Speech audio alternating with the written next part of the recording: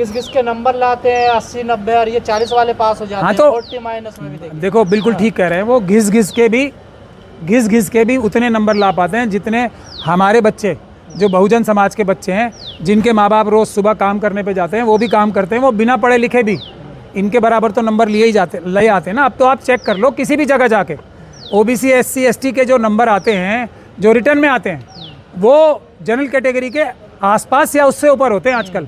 और हम लोग, बिल्कुल सही बात है, पढ़ने लिखने का टाइम कहाँ मिल पाता है, खाने की तो हमारी को परवाह नहीं, मतलब खाने के लिए तो लड़ाई होती है। इन लोगों के लिए ट्यूटर्स भी हैं, इन लोगों के माता पिता इनको बढ़िया से बढ़िया खाना भी खिलाते हैं, बढ़िया से बढ़िया सब कुछ देते हैं, तब भी ये हमारे से इतना भर भी आगे नहीं रह पा रहे हैं। तो कौन समझदार है कौन नहीं है, यही तो बात है। घिस घिस के नंबर लाते हैं, इनके घिस घिस के भी इतने ही नंबर आ पाते हैं, हमें पढ़ने की भी जरूरत नहीं है। कि बिना पानी से कैसे जिए थे SC ST OBC लोग, इनको पानी पीने का अधिकार नहीं था, तो 1000 साल कैसे जी गई ये? फिर आप इनके बहस में, मतलब जो कुतर्क हैं और जो इनके पास दिमाग भी तो इतना ही है ना। किस बात की लड़ाई हो रही थी, किस बात इशू क्या है कि कॉमन जगह से पानी नहीं पिया जाने दिया। बाबा साहब ने महाड़ आंदोलन क्यों किया था कि कॉमन तालाब से पानी नहीं पीने दिया जाता था, गांव के बाहर इतनी दूर जाना पड़ता था पानी लेने के लिए। तो इनको डाइवर्ट करना आता है, इनको सिर्फ मक्कारी और चालाकी आती है। लॉजिक में इनसे बात वैसे तो करनी नहीं चाहिए, इनसे बात क्यों करनी है, हम 90% है, खत्म बात, एंड ऑफ द मैटर। हम 90% है, हमें कोई बात नहीं करनी, तुम जो बोलो खत्म, ये बात है। नहीं, जबरन नहीं जा रहा है, वो नूरा कुश्ती हो रही है, पुलिस उनको बाकायदा जबरन लेके जा रही है वहाँ पे।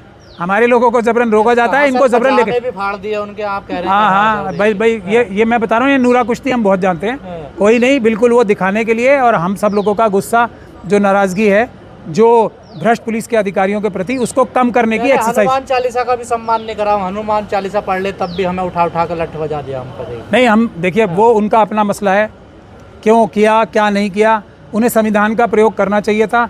उनके लिए भी संविधान ही बीच में आता, संविधान ही उनको लाठियों से बचाता। अब वो अगर संविधान का प्रयोग नहीं करना चाह रहे, उनकी अपनी चॉइस है, संविधान का प्रयोग करें, हमारे पास आए ना। मैं इनको भी ऑफर दे रहा हूँ, मैंने तो सबको कह रखा ना, प्रोटेस्ट में जिसको पुलिस के अधिकारी पिटाई करेंगे, जिसके ऊपर हमला, बिल्कुल आओ, लेकिन ये आएंगे नहीं ना।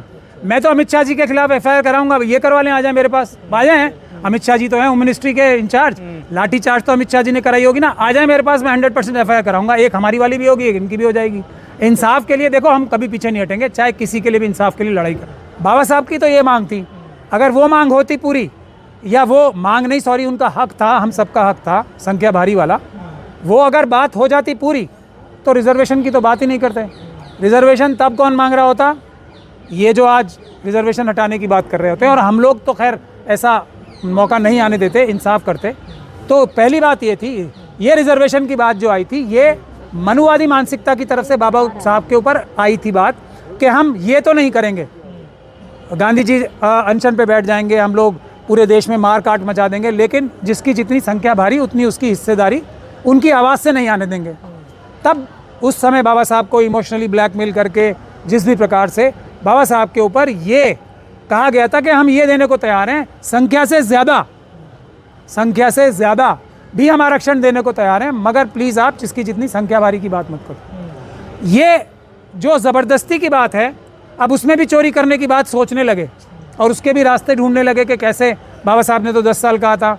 ये सब जितनी भी बातें करेंगे ना, इनको झूठ बोलना होता है। ऐसा नहीं है कि इन्हें पता नहीं है कि असेंबली और पार्लियामेंट में ही 10 साल का प्रावधान था, और उस 10 साल के प्रावधान को कोई आज ऐसी एक पॉलिटिकल पार्टी मुझे बता दो जिसने किसी आंदोलन की आवश्यकता समझी हो इसको बढ़ाने के लिए।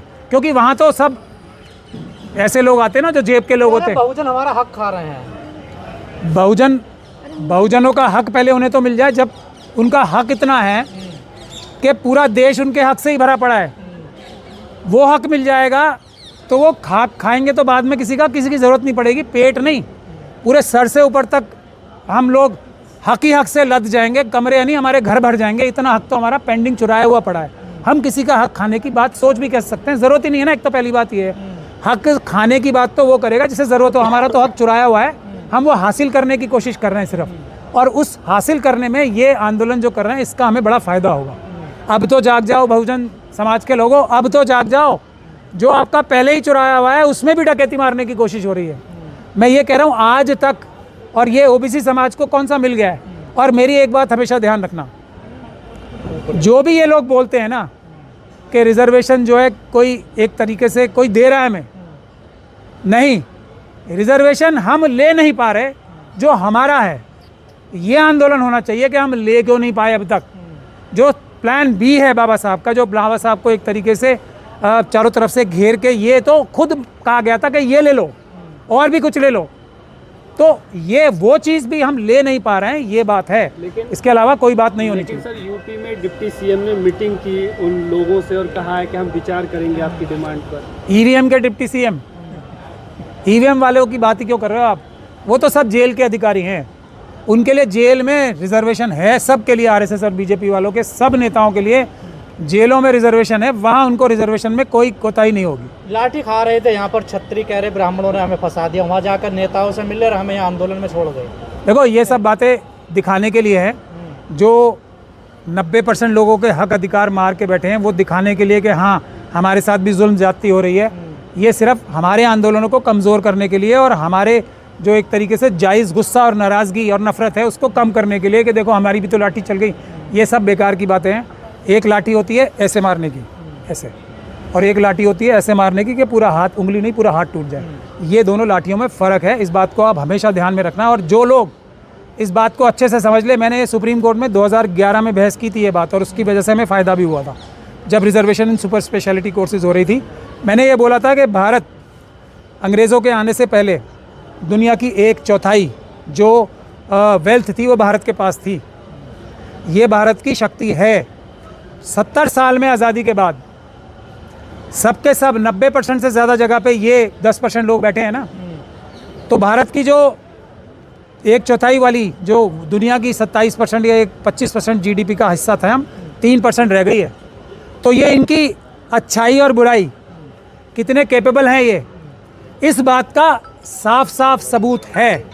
और जो लोग रह गए, जिन लोगों को हटा दिया गया इन सब कामों को करने से, वो हैं असली भारत की ताकत। जैसे ही रिजर्वेशन जिस जगह भी होती है ना अच्छी से, वहाँ पे क्वालिटी ऑफ वर्क, ईमानदारी, एफिशिएंसी, इनोवेशन, यानी कि नई नई वैज्ञानिक खोज बढ़ जाती है। ये सच्चाई है। कह रहे योग्य लोग होते हैं आरक्षण वाले।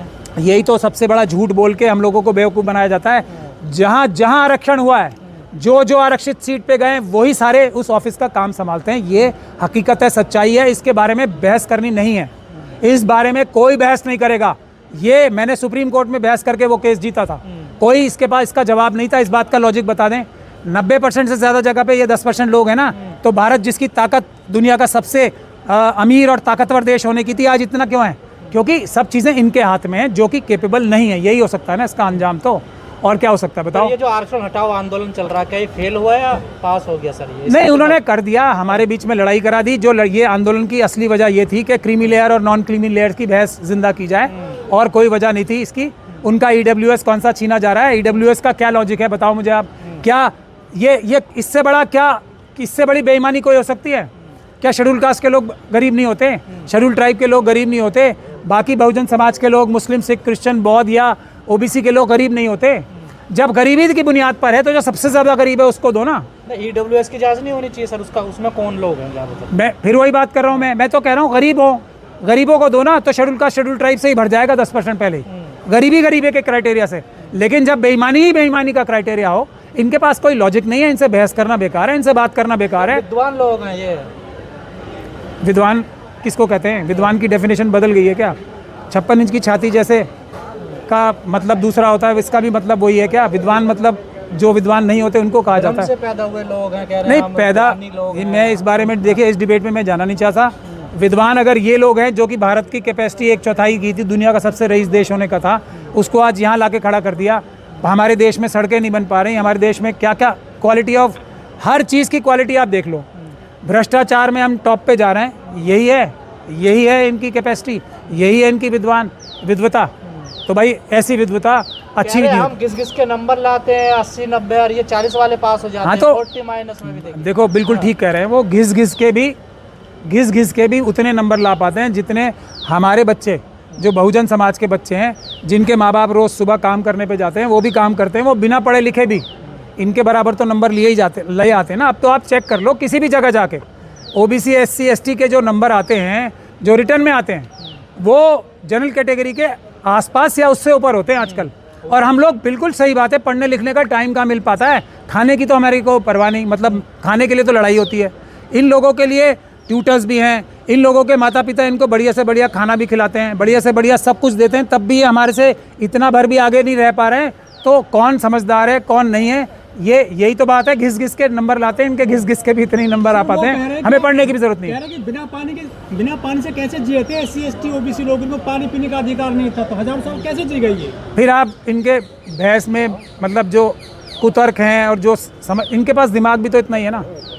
किस बात की लड़ाई हो रही थी, किस बात इशू क्या है कि कॉमन जगह से पानी नहीं पिया जाने दिया। बाबा साहब ने महाड़ आंदोलन क्यों किया था कि कॉमन तालाब से पानी नहीं पीने दिया जाता था, गांव के बाहर इतनी दूर जाना पड़ता था पानी लेने के लिए।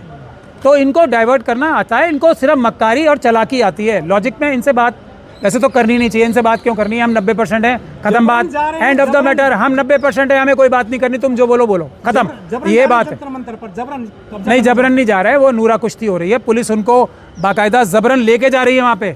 हमारे लोगों को जबरन रोका जाता है, इनको जबरन लेके भी फाड़ दिया उनके, आप कह रहे हैं। हाँ, भाई ये मैं बता रहा हूँ, ये नूरा कुश्ती हम बहुत जानते हैं, कोई नहीं, बिल्कुल वो दिखाने के लिए। और हम सब लोगों का गुस्सा, जो नाराजगी है, जो भ्रष्ट पुलिस के अधिकारियों के प्रति, उसको कम करने की एक्सरसाइज। हनुमान चालीसा का भी सम्मान नहीं करा, हनुमान चालीसा पढ़ ले तब भी हमें उठा उठा कर लठ बजा दिया हमको। नहीं, हम देखिए, वो उनका अपना मसला है।